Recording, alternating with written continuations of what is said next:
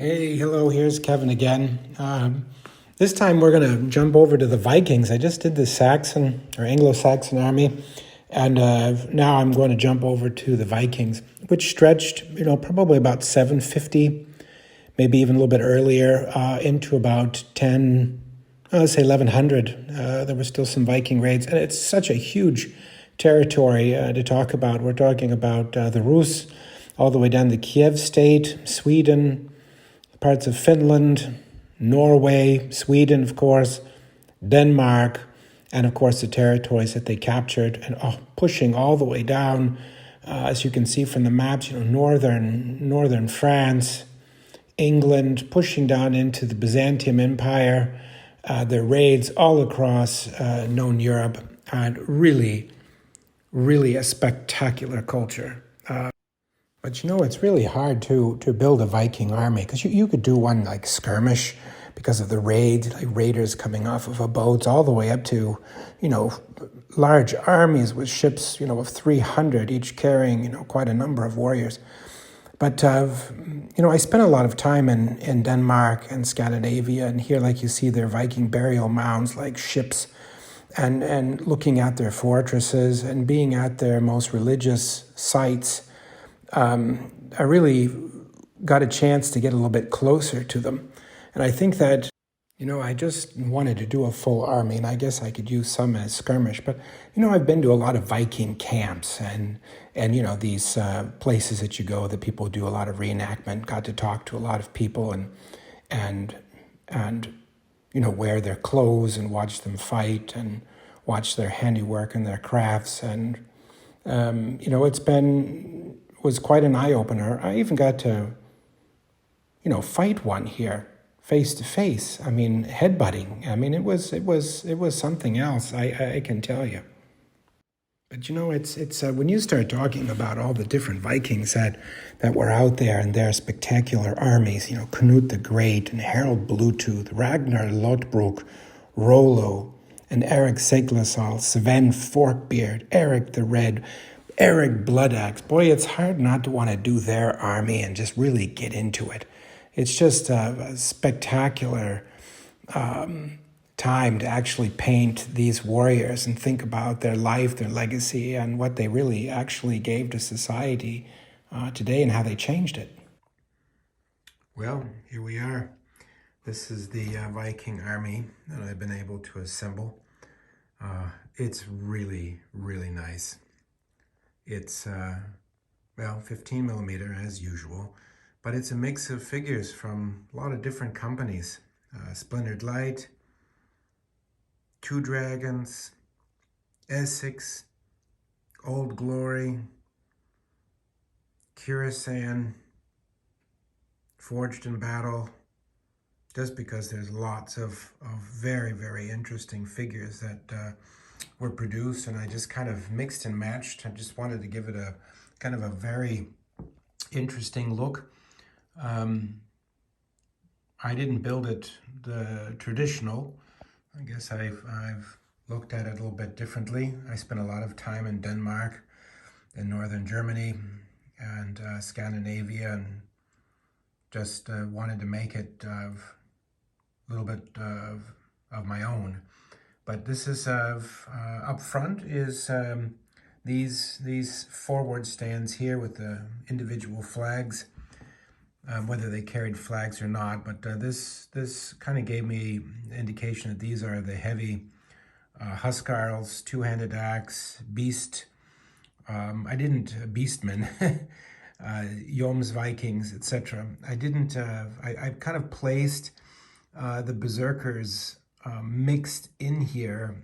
There wasn't a whole lot of them, in my opinion, but just crazy wild men. And so you can see I put a figure in here, and there's another figure there.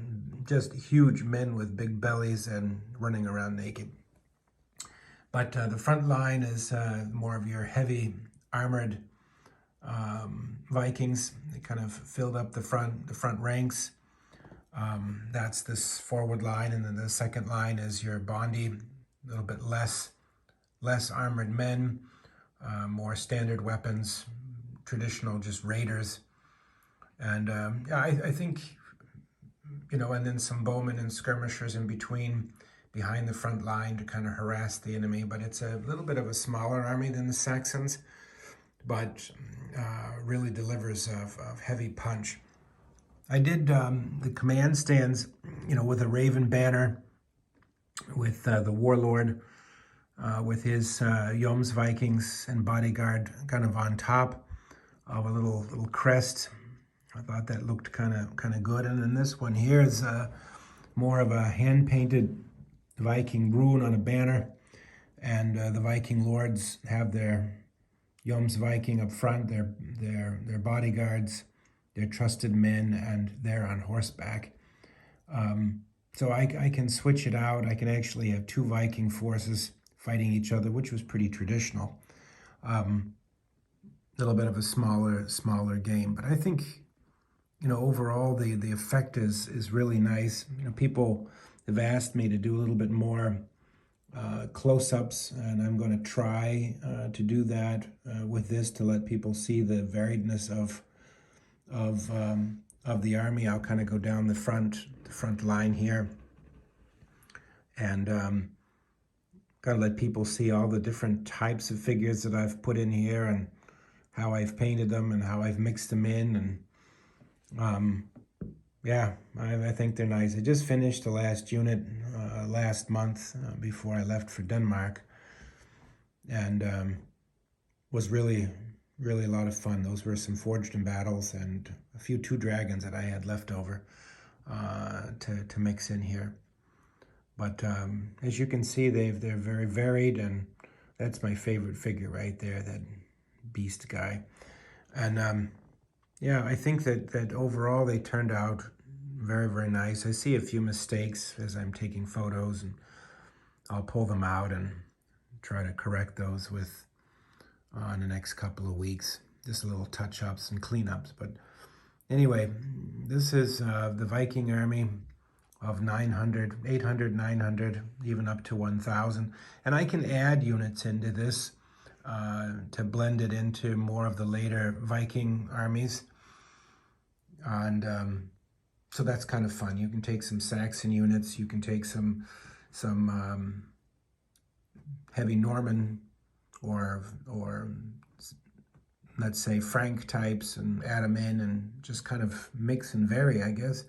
Just have some fun. But I thought people might like to see how I built this particular Viking army as we kind of look at the Dark Ages.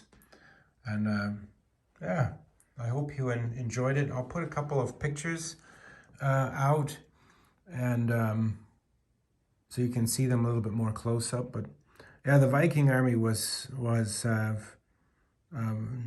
ferocious. And I went to a couple of sites in Denmark where the first kings were, the rune stones, and some of their fortresses, and very interesting culture.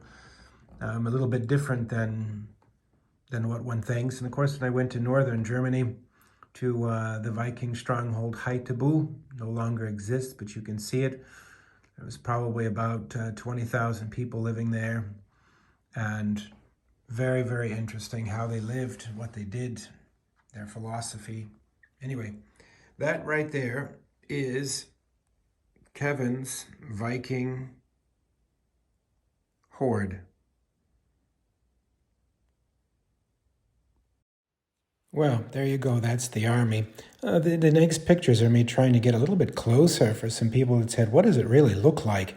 And I tried. I'm not the best photographer. I'm learning. But you can see, a lot of the figures are from 2 dragons that I put up in front. I kind of like their poses.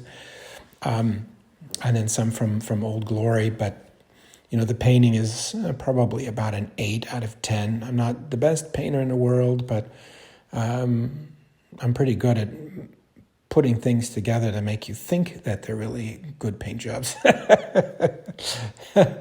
Anyway, and some of these figures I bought too. I think I bought a group from my dear friend Simon in England, and I morphed them into the army. They were just too beautiful to pass up.